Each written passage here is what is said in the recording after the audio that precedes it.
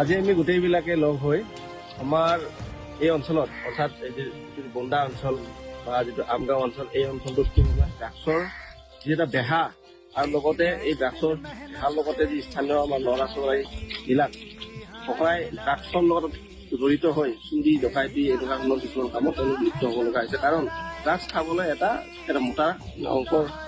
টকা লাগে, সেই টকাটো তেওঁলোকে পাব কেনেকৈ কাৰণে চুৰিৰ লগত তেওঁলোকে জড়িত হৈছে। আৰু আমি প্ৰথমতে চুৰ মানে বিচাৰি আছে, চুৰ আমি বিচাৰোতে যাই আমি পালো কি চুৰবিলাক ড্ৰাগছৰ মতে জড়িত। আমি সেই ধৰণে আমি বন্দাই যিটো ৰেলগেট আছে, ৰেলগেটৰ পৰা আমি এনেকৈ এতিয়া চাওঁতে আমি ৰেল লাইনৰ ওচৰে আমি ইমান এটা ড্ৰাগছৰ সৰু কি কয় কণ্টেইনাৰ পালো, লগতে আপোনাৰ বেজি পালো, সেইবিলাক তাৰ লগতে আমি এনেকে গৈ আমি এইখিনি জেগাত